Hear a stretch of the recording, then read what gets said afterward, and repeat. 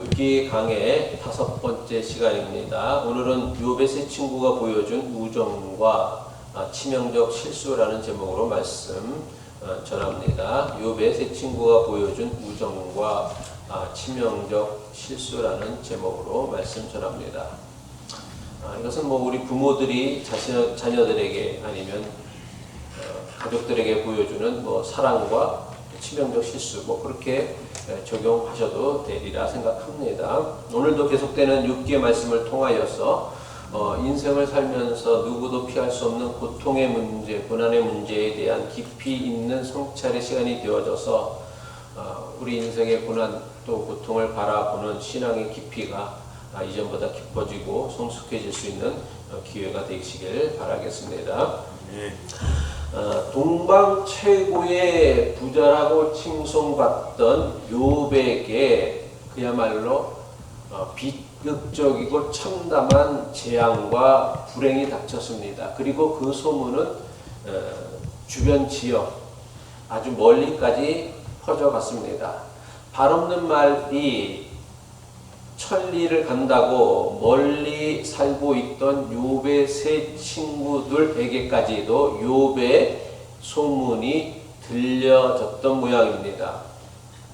이런 걸 보면 사실 좋은 소문보다는 나쁜 소문이 항상 조금 더 빠르게, 훨씬 더 빠르게 전파되어지는 것 같습니다.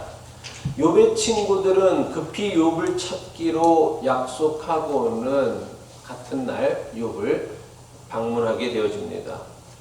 욥기는 욥을 위문하고 위로하기 위하여 찾아온 욥의 세 친구에 대해 소개하기를 대만 사람 엘리바스와 수아 사람 빌닷과 나아마 사람 소발이라고 기록하고 있습니다. 그리고 이들이 욥을 찾은 이유에 대해서 욥기는 분명하게 기록하고 있는데 욥이 겪는 불행을 구경하기 위해서가 아니라 진심으로 욥을 위문하고 위로하기 위하여 욥을 찾았다라고 성경은 기록하고 있습니다. 욥기 2장 21절의 말씀이죠. 그때 욥의 친구 세 사람이 이 모든 재앙이 그에게 내렸다 함을 듣고 각각 자기 지역에서부터 이르렀으니 곧 대만 사람 엘리바스와 수아 사람 빌닷과 나아마 사람 소발이라. 그들이 욥을 위문하고 위로하려 하여 서로 약속하고 오더라 라고 했습니다. 욥기는 욥을 위문하고 위로하기 위하여 찾은 세 친구에 대해서 자세하게 소개하고 있는데 그들이 어디 지역 출신이라는 것도 자세하게 소개하고 있습니다. 엘리바스는 대만 사람이었고 빌닷은 수아 사람이었고 소발은 나아마 사람이라고 했습니다. 그런데 욥기가 소개하고 있는 욥의 세 친구가 살던 지역이 지금까지도 성경학자들이 정확하게 이것이 어디 있는지는 알려지지 않고 있습니다. 물론 추측할 수 있고 어떤 이 정도쯤이다라고 성경이 여러 말씀을 가지고서 계산을 하고 있는데 그렇다고 해서 이 대만이나 수아나 나아마가 어디 지역인지는 정확하게 알 수 없습니다. 또 우리가 그 지역이 어디 있는지에 대해서 반드시 알아야 되는 것, 또 그 지역이 중요한 의미를 지니는 것은 아닙니다. 그럼에도 굳이 욥기가 세 친구가 살던 지역에 대하여 자세하게 소개하고 있는 이유는 이들이 실제 존재했던 욥의 친구라는 사실을 친구라고 여기게 하려고 하는 일종의 어떤 문학적인 장치쯤이라 여기면 됩니다. 또 좀 더 의미를 부여한다라면 대만과 수아와 나아마 사람을 동쪽과 남쪽과 북쪽에서 온 사람들이라고 해서 그래서 동서남북 사방에서 욥의 소식을 듣고 욥을 위로하기에 각 지역에서 사람들이 찾아왔다. 그 정도쯤으로 우리가 이해하면 될 것입니다. 또한 이들이 아주 먼 곳에서부터 욥을 찾아올 만큼 욥과 깊은 우정을 나누었음을 강조하기 위하여 굳이 지역을 언급한 이유도 있을 것입니다. 먼 여정 끝에 마침내 욥의 세 친구가 욥 앞에 당도했습니다. 하지만 이들은 자신들의 눈앞에 있었던 욥을 보고도 알아챌 수가 없었어요. 왕처럼 고귀했던 그의 모습이 그야말로 비참하고 참혹하게 변해 있었기 때문입니다. 잿더미에 앉아서는 깨진 도자기 조각으로 자신의 종기를 긁어대고 있는 욥이 자신들이 알고 있던 그 욥이라는 사실을 깨닫고는 욥을 찾아 세 친구들은 그야말로 큰 충격으로 인하여 아무 말도 할 수 없었다라고 성경은 기록하고 있습니다. 욥을 찾은 세 친구들은 자신들이 예상했던 것보다 훨씬 더 비참하고 참담한 욥의 모습을 보고는 슬픔을 못 이겨 소리를 내어 울면서 겉옷을 찢고 머리에 티끌을 머리 위로 날렸다라고 기록하고 있습니다. 그리고 7일 밤낮을 그와 함께 잿더미에 앉아서는 아무 말도 없이 욥과 함께 그가 겪은 고통을 위로하여 주었다라고 성경은 기록하고 있습니다. 욥기 2장 12절로 13절의 말씀이죠. 그야말로 세 친구들이 보여준 우정은 그 누구에게서도 볼 수 없는 대단한 우정이라 할 수 있습니다. 먼 곳에서부터 찾아왔던 곳에서부터 시작해서 그들의 겉옷을 찢는다라는 것. 욥이 자기 자녀들이 다 죽었다는 소식을 듣고 어떻게 했어요? 자기의 겉옷을 찢고 머리를 밀었다고 했어요. 욥의 친구들이 욥이 당하는 그 비참한 모습을 보고서는 어떻게 했어요? 겉옷을 찢고, 지금이야 옷이 많지만 당시에는 겉옷이라는 건 한 벌밖에 없는 거거든요. 그리고 자기의 여행을 할 때는 그것이 이불이 되어지는 거예요. 그러니까 아주 귀중한 재산이었습니다.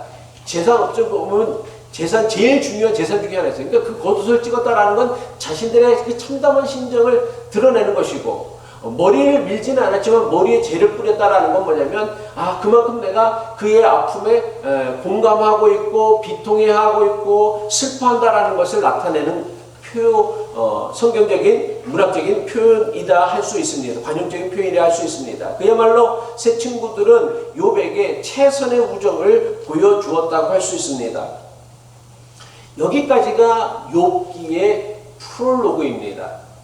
욥기는 크게 세 가지 구조로 되어져 있습니다. 욥기 1장부터 2장까지는 욥기의 본래 이야기를 위한 프롤로그라고 할 수 있어요. 프롤로그가 뭐예요? 영화를 보다 보면은 영화 시작하기 전에 왜 자막 같은 걸로 다 그 시대적인 배경을 설명하거나 어떤 상황들을 설명하는 거 있거나, 아니면 본편이 시작되기 전에 아주 짧은 장면으로 어떤 과거의 모습을 보여주던 미래의 모습을 보여주던 어떤 이야기를 풀어나기 위한 어떤 전제 장치가 프롤로그예요. 그리고 에필로그는 뭐냐면 욥기 42장을 에필로그라고 하는데, 이 에필로그는 뭐냐면 영화가 다 끝나고 나서 뭐 엔딩 크레딧으로 올라가든지 아니면 자막 같은 걸로 그 후에 10년 후에 그들은 이렇게 행복하게 뭐 살았더라, 동화 같은 데도 나오고 아니면 영화 같은 데도 그런 식으로 표현이 되는데, 이걸 에필로그라고 해요. 에필로그라고 하는 것은 그 전체적인 이야기에서 있어도 그만이고 없어도 그만이에요. 그리고 욥기 본래 이야기는 어디서부터예요? 욥기 3장부터 41장까지가 욥기가 전하려고 했던 메인 이야기, 로그란 말이에요. 그러니까 우리가 지금까지 살펴봤던 욥기 1장부터 2장 욥의 세 친구가 찾아왔던 그 내용까지가 욥기의 프롤로그. 그러니까 욥기 앞으로 전체 이야기를 풀어나기 위한 전제 조건을 설명해주고 있는 것이고, 이제 3장부터 이제 다음부터 살펴볼 3장부터 말씀이 욥기가 전하려고 했던 본래의 핵심 메시지예요. 근데 욥기는 아주 특별한 구조로 되어져 있는데, 프롤로그와 에필로그는 산문체는 뭐냐면 소설체, 어떤 이야기체로 기록되어져 있다라면, 본래의 이야기라고 할 수 있는 로그는 뭘로 기록되어져 있냐면 운문체, 시로 기록되어져 있어요. 그래서 욥기 3장부터 41장을 읽을 때는 소리내어서 낭독해서 시를 읽듯이 절마다 끊어서 읽는 것이 그 이야기를, 그리고 그 메시지가 전하려고 하는 그 감동들을, 아니면 어떤 메시지들을 더 정확하게 우리가 캐치해낼 수 있고 발견할 수 있습니다. 앞으로 우리가 살펴볼 욥기 3장부터 41장까지는 욥이 겪는 고난에 대하여 욥과 욥의 세 친구, 그리고 이제 나중에 보면 엘리후라는 또 다른 한 명의 사람이 나타나서 욥과 벌이는 논쟁이 욥기의 로그, 메인 이야기입니다. 욥기의 핵심 이야기인 욥과 욥의 친구들 사이에서 벌어지고 있는 그 기나긴 논쟁을 우리가 제대로 이해하기 위해서는 욥기의 프롤로그라고 할 수 있는 욥기 1장과 2장에서 우리가 반드시 기억해야 할 매우 중요한 두 가지 사실이 있습니다. 절대로 잊어서는 안 되는 가장 중요한 사실 첫 번째는 뭐냐면 욥기가 소개하고 있는 욥에 대한 평가라는 것입니다. 욥기는요, 욥에 대해서 소개하기를 어떻게 소개하고 있습니까? 욥은 온전하고 정직하여 하나님을 경외하며 악에서 떠난 자라는 거예요. 근데 이 욥기 1장과 2장은 이것을요, 무려 3번이나 반복하여서 똑같은 말씀을 기록하고 있어요. 특별히 욥기 1장 1절 그 사람은 온전하고 정직하여 하나님을 경외하며 악에서 떠난 자다라는 것은 욥기 저자가 욥을 소개하고 있는 것이라고 한다면 욥기 8장과 욥기 2장 3절의 말씀은 누가 하시는 말씀이에요? 하나님이 사탄에게 하시는 말씀이에요. 근데 하나님이 사탄에게 똑같은 얘기를 그냥 컨트롤 C, 컨트롤 V 똑같이 반복하고 계시는데 그와 같이 온전하고 정직하여 하나님을 경외하며 악에서 떠난 자는 세상에 없더라. 그러니까 욥기 1장과 2장이 욥에 대한 똑같은 평가들을 3번이나 반복하고 있는 이유, 그리고 또 하나는 욥기 저자의 평가이고 다른 두 가지는 하나님의 평가인 사실을 반복하는 이유가 뭐냐면 욥은 단지 사람들 사이에서만 온전하고 정직하여 하나님을 경외하며 악에서 떠난 자가 아니라 하나님이 보시기에도 그는 온전하였고 정직하여서 하나님을 경외하면서 악에서 떠난 자라는 것을 확인시켜주기 위함이라는 거예요. 우리는 사람에게만 온전하고 정직하여 하나님을 경외하며 악에서 떠난 사람처럼 보일 수 있도록 흉내를 낼 수가 있죠. 이거를 외식이라고 해요. 외식할 수 있는데 욥기가 자기가 이렇게 소개하고 있으면서 하나님의 평가를 덧붙인 것은 뭐냐면 욥이라는 사람은 사람이 보기에도 참 온전하고 정직하고 하나님을 경외하며 악에서 떠난 자였지만 하나님이 보시기에도 그리고 하나님이 두 번이나 똑같은 평가를 욥에게 내리셨다라는 거예요. 한마디로 욥은요, 하나님과 사람 모두에게 인정받았던 의로운 사람이었습니다. 그런데 하나님과 사람 모두에게 의롭다 인정받았던 욥에게 도무지 그 원인과 이유를 알 수 없는 엄청난 재앙과 고난이 닥친 거예요. 다시 말해서 이게 무엇을 의미하느냐면 욥은요, 그토록 심각한 재앙이나 고통을 겪을 만한 그 어떤 죄도 짓지 않았던 어떤 특별한 이유나 원인이 없었던 그야말로 온전하고 정직하고 하나님을 경외하며 악에서 떠난 그야말로 하나님이 보시기에 사람이 보시기에 문제가 없었던 의로운 사람이었다라는 거예요. 이것은요, 앞으로 펼쳐지는 욥과 욥을 찾아온 세 친구와의 논쟁에서 우리가 반드시 염두에 두어야 하는 거예요. 이것을 우리가 놓쳐버리게 되어지면 세 친구의 주장에 휘말리게 되어져서 세 친구들의 주장이 많지, 맞아, 그렇게 엉뚱한 해석과 오해를 하게 되어지고 조롱을 하게 되어진다는 거예요. 또 한 가지 더 기억해야 할 것은 욥을 위문하고 위로하기 위하여 찾아온 세 친구가 욥과 논쟁을 펼치는데 이들은요, 욥을 미워하고 시샘하고 질투해서 욥을 정죄하고 판단하고 그를 책망했던 게 아니었어요. 욥기 오늘 2장 11절로 13절에 욥기가 욥의 세 친구들이 그 먼 곳에서부터 찾아와서 겉옷을 찢고 머리에 재를 뿌리고 그 다음에 7일 동안 아무것도 먹지도 않고 마시지도 않으면서 그와 함께 슬퍼하고 애통했다라는 건 뭐냐면 욥의 세 친구들, 욥과 논쟁을 벌였던 욥의 세 친구들이 욥을 정말로 사랑했고 진심으로 안타까워했고 그래서 그가 회복되기를 정말 간절히 바랬던 사람들이었다는 거예요. 그러니까 왜 이런 문학적인 장치를 하느냐면 우리는요, 우리 모두 거의 대부분의 사람들은 뭐 안 그런 사람들도 있겠지만요, 나와 다른 생각이나 주장을 펴는 사람들을 어떻게 생각해요? 나를 반대하는 사람, 나를 미워하는 사람, 나를 싫어하는 사람으로 생각하는 경향이 아주 많아요.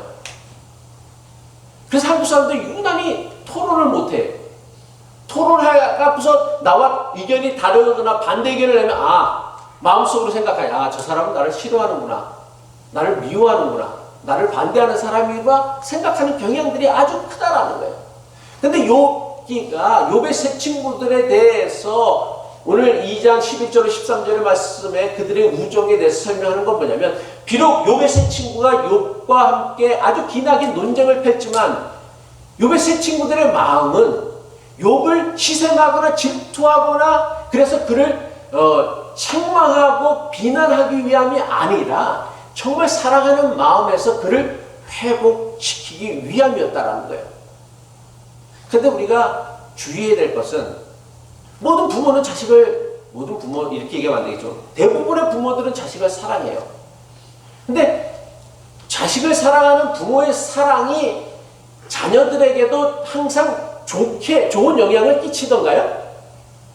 그렇진 않아요. 사랑하는 것과 부모가 자녀에게 영향을 끼치는 것은 또 다른 의미라는 거예요. 사랑하지만 자녀를 잘못된 길로 인도하는 경우도 부모들도 너무나 많다라는 거예요. 자기 편견, 자기 고정관념에 빠져서 자기 고정관념의 편견으로 자기 자녀들을 사랑하지만 엉뚱한 길로, 잘못된 길로 해서 자녀들의 인생을 심지어는 심각하게 위협하게 하고 힘들게 하는, 심지어는 망하게 하는 경우도 있습니다.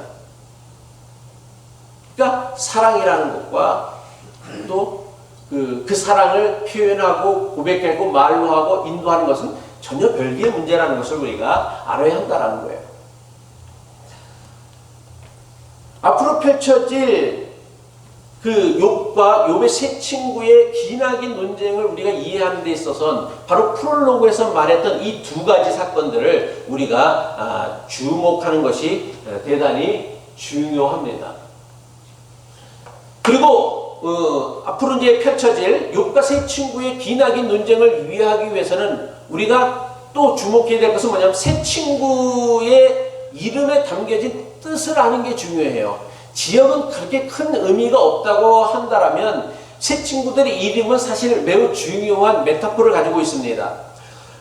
욥기의 욥이라는 이름이 하늘 아버지는 어디에 계시는가라는 뜻을 지녔다고 얘기했어요. 그래서 그 의미가 뭐냐면, 내가 이렇게 고통당할 때 도대체 하나님께서는 어디에 계시는가, 그러니까 자기 고통을 돌아보지 아니하시는 그 하나님을 찾으며 안타까워하는 어떤 욥의 어떤 그 하나님에 대한 절규를 나타낸다고 한다면, 욥의 이름과 마찬가지로 욥기는 욥을 찾은 세 친구들의 이름을 통하여 앞으로 그들이 펼쳐질 논쟁에 대한 매우 중요한 어떤 암시를 제공하고 있습니다. 먼저 대만 사람 엘리바스입니다. 엘리바스란 이름은, 엘이라는 게 하나님의 뜻이고 엘리바스는 심판자라는 뜻이에요. 그러니까 바스는 심판자라는 뜻이에요. 그래서 하나님은 심판자라는 뜻을 지니고 있다고 합니다. 그는 모든 고난의 원인은 죄에 있다고 믿었던 사람이었어요. 그래서 그가 생각했던 건, 죄를 지으면 반드시 고난을 당한다, 벌을 받는다 이라는 주장으로 욥을 훈계했던 사람이었습니다. 그래서 그가 생각하고 믿었던 하나님은요, 악한 자를 징계하시고 선한 자를 복주시는 의로운 하나님이라고 정리할 수 있습니다. 다음으로는 수아 사람 빌닷입니다. 빌닷이라는 이름은 논쟁의 아들이라는 뜻을 지니고 있습니다. 그 역시 엘리바스와 크게 다르지 않았습니다. 그는 모든 고난 역시 반드시 죄 때문에 생겨나는 것이라 생각했습니다. 그래서 욥에게 뭐라고 훈계를 했냐면, 악한 자는 항상 고난 중에 있다. 네가 이런 고난 중에 있는 것은 네게 감춰진 죄가 있다라고 욥을 훈계하였고 욥으로 하여금 회개하고 하나님께 돌아올 것을 권고했던 사람이었어요. 마지막으로 나아마 사람 소발입니다. 소발이란 이름의 뜻은 거친 혹은 지저귀는 자, 그냥 떠벌리는 자라는 뜻을 가지고 있습니다. 그는 엄격한 도덕론자였으며 원칙주의적인 교리주의자의 모습을 가지고 있습니다. 그는 욥이 겪는 고난에 대해서 뭐라고 했냐면, 네가 하나님에 대해서 이렇게 불경스럽게 말을 하고 불경스럽게 작은 표현을 하니까 하나님이 너를 벌 주신 거야 라고 생각했다라는 거예요. 그래서 그 역시 엘리바스나 빌닷과 크게 다르지 않게 모든 고난이라는 게, 인생의 모든 재앙이라는 게 죄의 결과라는 전통적인 가치관을 가지고 욥을 정죄하고 책망하였습니다. 이처럼 욥기의 핵심 이야기는 욥과 욥이 겪는 고난을 위문하고 위로하기 위하여 찾아온 세 친구들과 벌인 논쟁이 욥기를 이루는 가장 중요한 메인 이야기예요. 그런데 우리가 욥과 논쟁을 펼치는 세 친구들의 주장을 이제 앞으로 읽어가면서 가지게 되는 가장 큰 혼란이 뭐냐면, 욥과 논쟁을 벌이고 있는 세 친구들의 주장이 지금 우리가 들어도요 너무 그럴듯하게 들린다라는 거예요. 너무 그럴듯하게 들린다라는 거예요.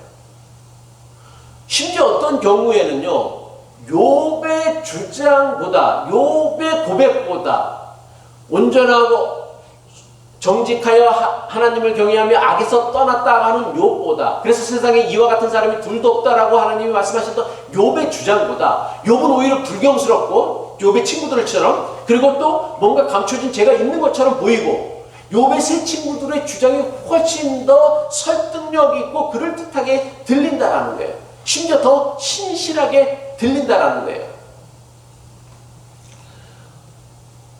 욥을 위로하기 위하여 찾아온 세 친구들의 주장은요, 당시 고대 히브리인들이 가지고 있었던 여러 가지 생각들, 또 일반적인 어떤 경험들을 모아놓고 그것을 집대성하여서 문장으로 또 글로다 나타낸 것이라 할 수 있습니다. 그래서 욥을 정죄하고 있는 세 친구들의 주장을요, 딱히 이거 틀렸다라고 주장하기가 매우 어려워요. 이거 딱히 틀렸네, 잘못된 것이네 라고 찾아내기가 대단히 어렵다라는 거예요. 그래서 욥기를 읽으면 그 말도 맞는 것 같고 이 말도 맞는 것 같고 다 맞는 것 같아요. 그러니까 그래서 우리가 속는 거죠, 사실은요. 살꾼 말이 다 틀려서 속겠어요? 다 틀리면 누가 속겠어요? 맞는 것 같은데 아니기 때문에 속는 거거든요. 욥의 친구들의 주장이 그랬다라는 거예요. 다 맞는 것 같아요. 틀린 거 찾아보기가 참 좀처럼 찾기가 어려워요. 그들의 주장을 무조건 틀렸다라고 할 수도 없지만, 그렇다고 해서 그의 주장을 욥에게 그대로 적용할 수 있는 타당한 맞는 것도 아니다라는 거예요. 근데 이거를 구별하는 게 사실은 쉽지는 않다라는 거예요. 많은 훈련이 필요하고 또 많은 성찰이 필요하고 깊이 있는 어떤 묵상이 필요하다라는 거예요. 또 왜 이런 일이 생겼냐면, 욥을 위문하고 위로하기 위하여 욥을 찾아온 세 친구들은요, 자신이 알고 있고 자신이 경험한 것을 기초로 해서 자신들의 주장을 누구에게 적용하려고 했냐면 욥에게 적용하려고 했다라는 것입니다. 그들의 논리는 뭐냐면, 나에게도 옳으니까 욥에게도 옳다고 생각한 거예요. 이건 매우 심각한 논리적 오류거든요. 내한테도 옳으니까 너한테도 옳겠지라고 생각하는 것은요, 자칫 잘못하면 매우 심각한 문제를 가질 수 있는 요소인데, 우리 대부분은 다 그렇게 생각하는 경향이 많다는 거예요. 이게 나한테도 옳으니까 너한테도 옳겠지. 욥의 세 친구들의 주장이 그랬다라는 거예요. 욥의 세 친구들이 생각하고 경험한 것을 자기 자신에게 적용하면요, 큰 문제가 없을 수가 있어요. 그죠? 자기가 경험했던 거고 자기가 옳다고 여긴 거였으니까 자기 자신에게 적용하면 큰 문제가 없어요. 근데 우리는요, 자기 자신, 성경 말씀을 듣고 설교를 들으면서 자기 자신에게 적용하지 않고 항상 어떻게? 이거는 우리 남편이 들어야 되는 설교야. 이거는 우리 마누라가 들어야 되는 설교야. 이거는 우리 아들이 들어야 되는 설교야. 이건 우리 시어머니가 들어야 되는 설교야. 이건 우리 장로님이 들어야 되는 설교야. 이건 우리 집사님이 들어야 되는 설교야. 그러다 보니까 문제가 생기는 거란 말이에요. 욥의 세 친구들이 가졌던 결정적인 문제가 바로 여기에 있었다라는 거예요. 자기에게 오르니까 이것은 욥에게도 옳다라고 생각한 거예요.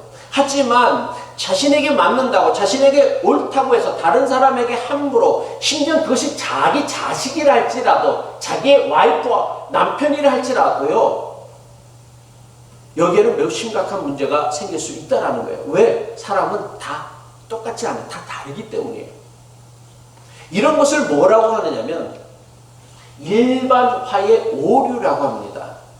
일반화의 오류가 무엇이냐면 특별한 상황이나 특별한 경우에만 적용할 수 있는 것을요.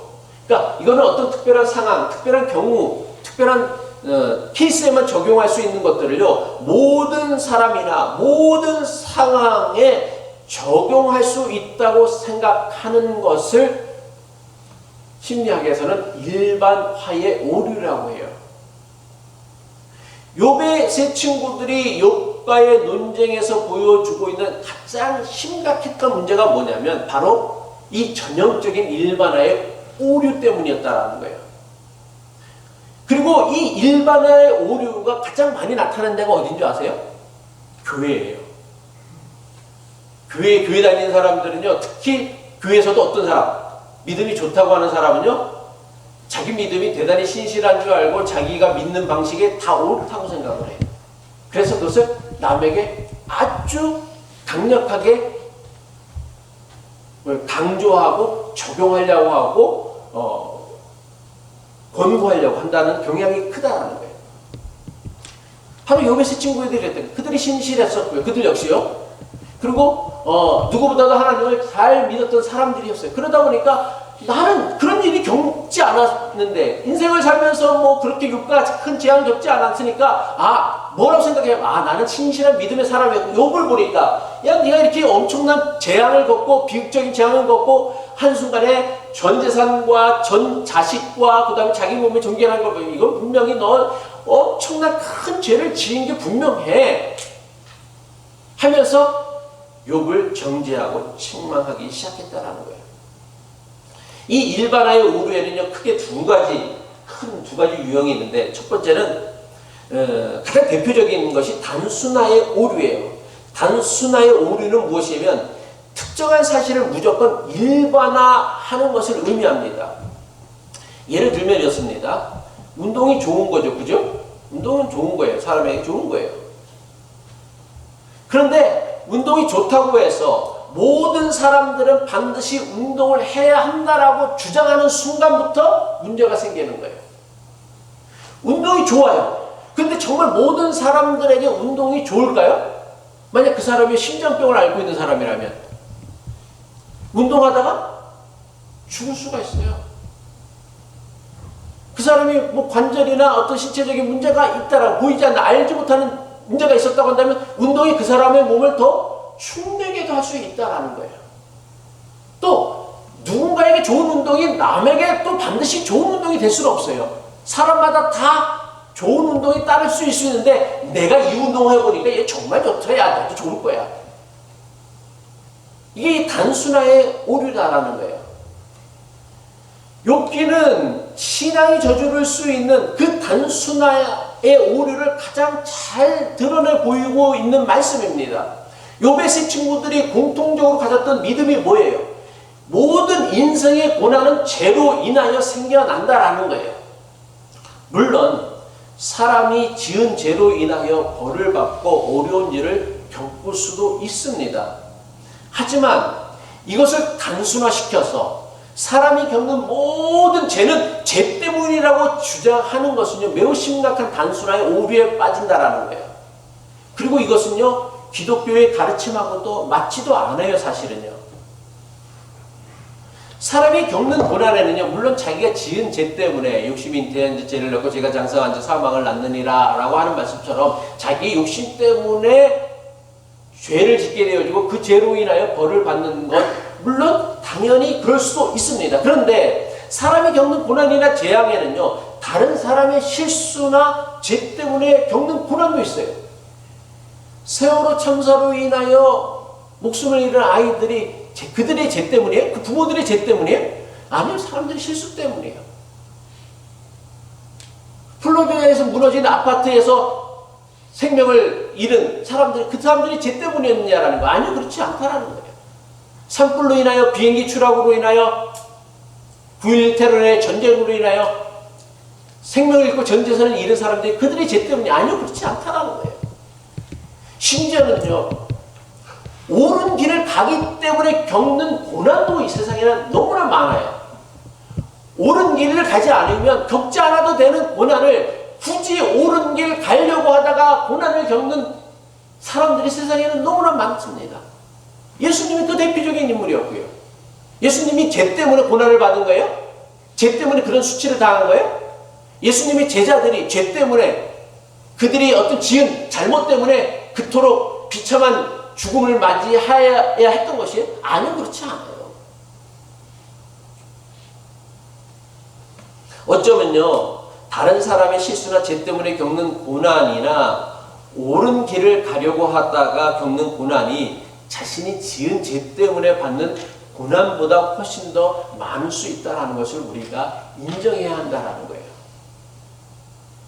일반화의 오류의 또 다른 유형으로는 성급한 일반화의 오류가 있습니다.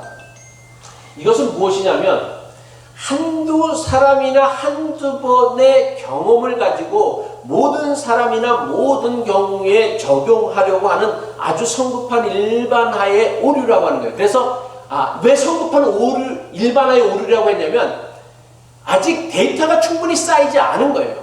그러니까 CDC에서 지금 백신을 이제 공급하면서 처음에 그 다음에 부작용에 대해서 정확하게 얘기할 수 없었던 게 데이터가 쌓이지 않은 한두 케이스밖에 없는 거란 말이에요.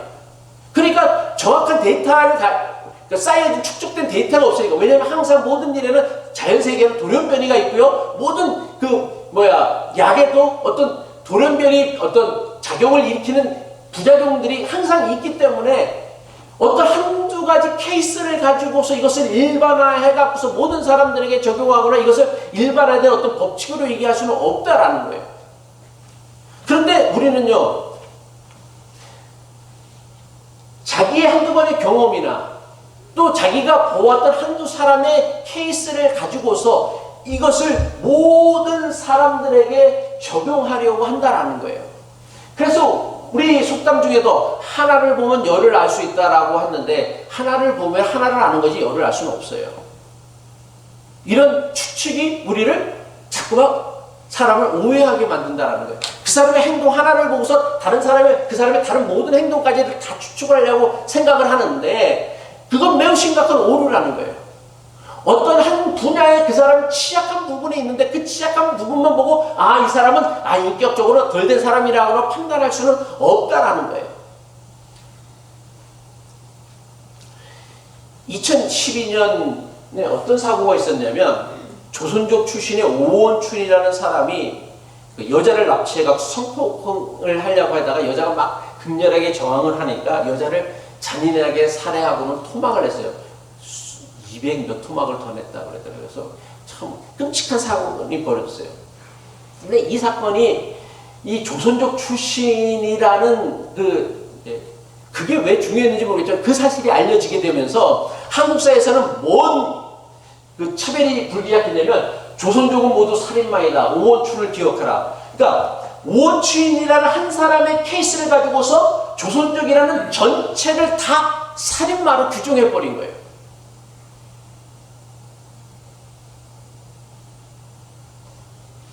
이걸 바로 성급한 일반화의 오류라고 하는 거예요.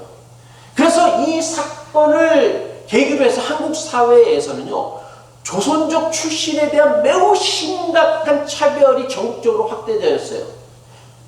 그리고 지금까지도 여전히 조선족 하면은 뭔가 폭력적이고 음흉하고 사기나 치려고 하고 돈이나 밝히는 그런 사람으로 여긴다라는 거예요. 근데 이게 우리 모두가 갖고 있는 성급한 일반화의 오류의 모습이다라는 거예요.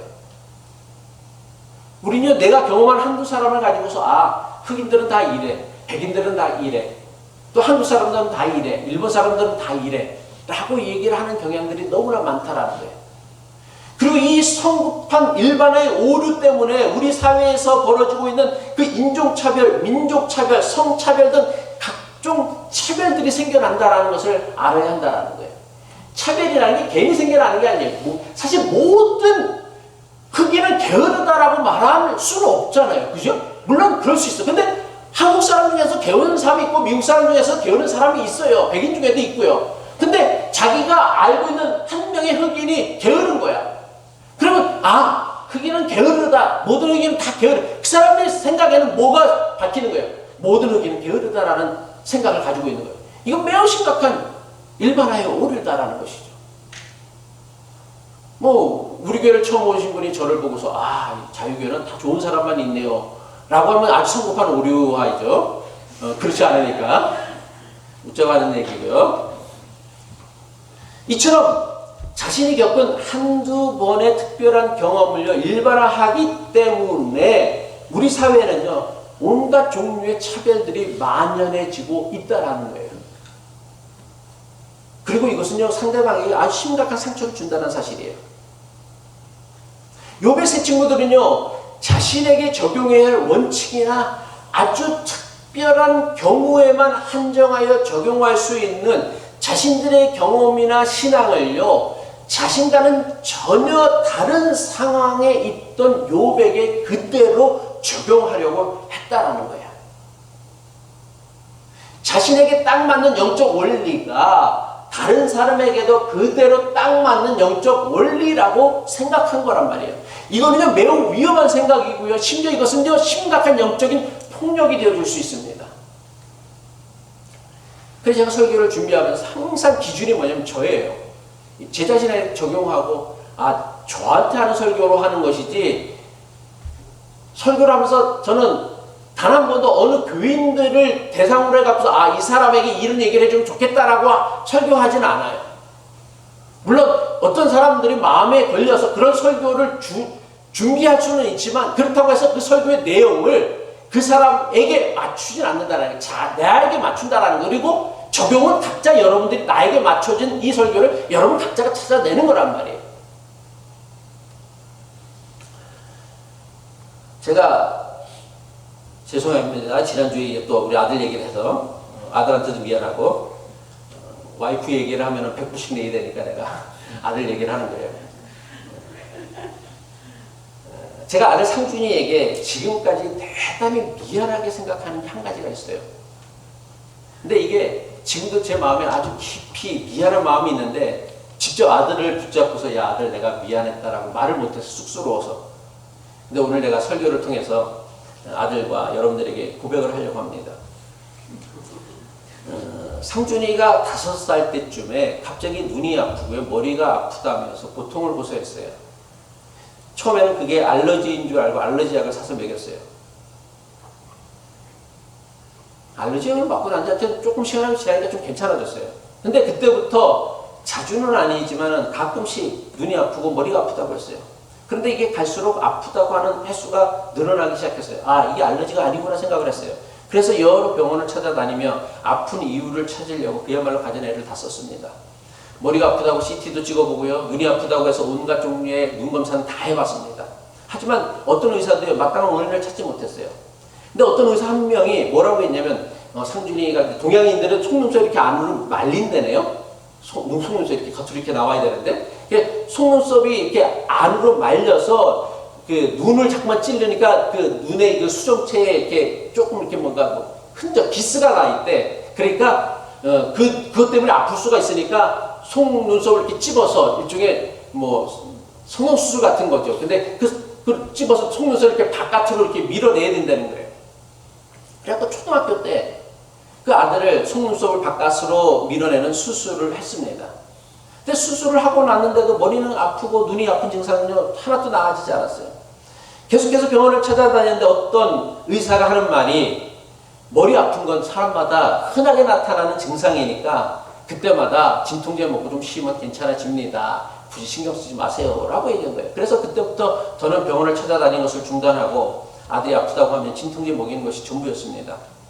근데 고등학교 다닐 때 눈이 아프고 머리가 아프다며 학교를 가지 못하는 날이 갈수록 많아졌어요. 뭐 중학교 때까지는 그렇다, 초등학교 때까지는 그렇다 생각했는데 고등학교가 됐는데 이제 대학도 가야 되는데 아프다며 학교를 못 가겠다고 하니까 제가 너무 속상한 거예요, 사실은요. 그래서 아프다며 학교를 못 가겠다고 하는 아들에게 제가 뭐라고 했느냐면, 남자가 그 정도 아픈 것도 못 참고 학교를 빠지면 어떡해 라면서 제가 아픈 아들을 막 어쩔 때는 약 먹이가 없어 버스를 제가 차를 태워서 학교에다 데려다 주게 됐어요. 그리고 정말 못 간다고 한다면 그냥 내버려 두면서 왜 아들이 저 아픈 걸 못 참을까, 나약한 건 아닌가 라고 생각을 했어요. 나중에 상준이 병이 무엇인지를 알게 되어졌고요. 그 병이 얼마나 힘들고 아프다라는 것을 뭐 저는 그냥 글로만 읽어서 아는 거예요. 의사의 이야기를 통해서만 아는 거예요. 제만큼 아픔을 경험해보지 못했겠죠. 아주 조금 알게 되어졌어요. 제가 근데 그 사실을 알게 되고서 정말 아들에게 도저히 미안하다라고 말도 못할 정도로 미안해하고 있어요. 지금도 미안하고 있어요. 제가 아들에게 아파도 좀 찾고 학교에 가라고 했던 이유가 뭐예요? 제가 아들을 미워했기 때문에? 아니요. 사랑했기 때문에. 제 잘되라고 한 거예요. 근데 그게 뭐예요? 아들을요, 고통으로 밀어 넣었던 거란 말이에요. 제가 왜 아들에게 아픈데도 학교를 가는지 제가 그랬거든요. 아파도 학교는 절대로 빠지서는 안 되는 것이라고 믿었거든요. 생각했거든요. 그리고 그렇게 학교 다녔거든요. 그래서 머리가 이렇게 깨져서도 그 다음날 학교 갔고요. 손이 찢어져서도 그 다음날 병원도 못 가고, 그때 돈이 없어요. 병원도 못 가고 손을 이렇게 묶어갖고 학교를 갔거든요. 근데 나는 했는데 너는 왜 못하냐 이거죠. 너도 그렇게 가라 라고 한 거예요. 아버지라는 사람이요, 자기 경험을 절대화시켜갖고서 아들의 고통을 제대로 이해하지 못한 거예요. 이게 바로 일반화의 오류라는 거예요. 제가 이 사건을 겪으면서 깨달은 게 있습니다. 인생이나 신앙에는요, 반드시 이렇게 살아야 한다는 인생의 방식이나 반드시 이렇게 믿어야 한다는 신앙의 방식은 없다는 것을 깨달았어요. 그리고 자기의 경험을 절대화시켜서 남에게 강요해서는 안 된다는 것을 깨달았습니다. 이게 자기는 사랑으로 하는 이야기가 될 수 있지만 그것을 받아들이는 사람은 대단히 큰 상처가 될 수도 있다는 사실을 아는 거예요.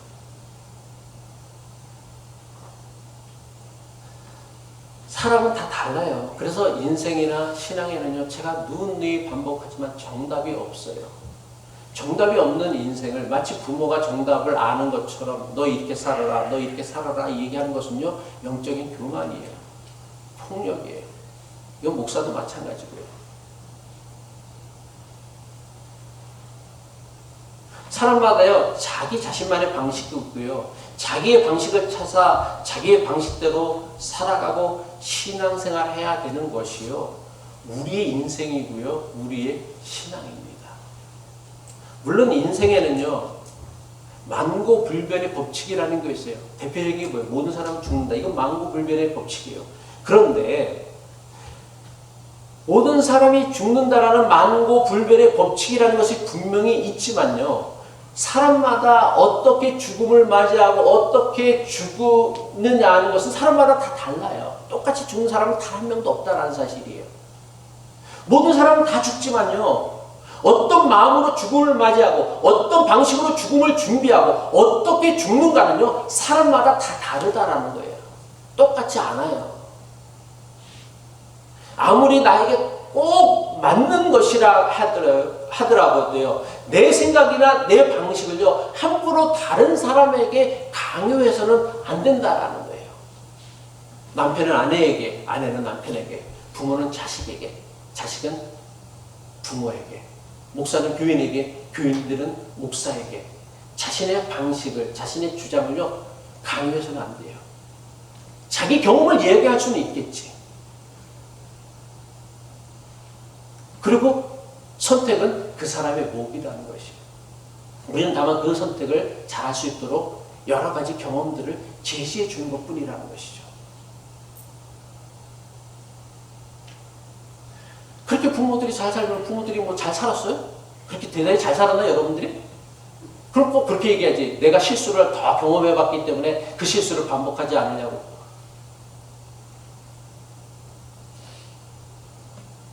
그렇게 말하면서 또 실수를 반복하는 거란 말이에요. 부모들이요. 말씀을 마칩니다. 사람은 다 달라요.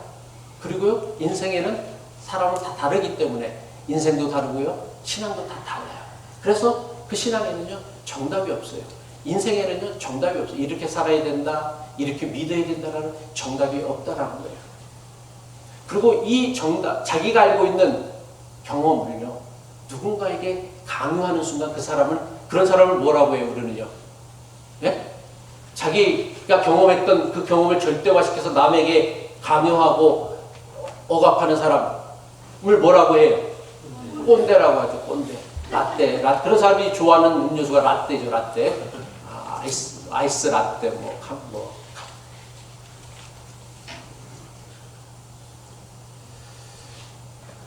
예수 그리스도를 믿는 우리의 믿음은요, 남을 정죄하고요, 판단하고요, 차별하고요, 낙인을 찍는 영적 폭력이 아니에요. 이거를요, 예수 그리스도의 사랑이다, 전도라는 이름으로 포장해서는 안 돼요. 그럼 우리는 욥의 세 친구들과 똑같은 실수를 반복하고 마는 거예요. 예수 그리스도를 믿는 믿음은요, 더 많은 사람을 공감해주고요, 품어주고요, 용서해주고요, 긍휼하게 여기는 그 십자가의 은혜가 예수 그리스도를 믿는 믿음의 본질이고요, 예수님이 우리에게 보여주셨던, 그리고 그분이 직접 받으셨던 고난이 우리에게 주는 메시지라는 거예요. 바라기는 우리의 믿음이 영적인 폭력이 아니라 십자가의 은혜가 나타나는 존귀하고 아름다운 신앙이 되어줄 수 있기를 주님의 이름으로 간절히 축복합니다. 아멘. 기도하겠습니다.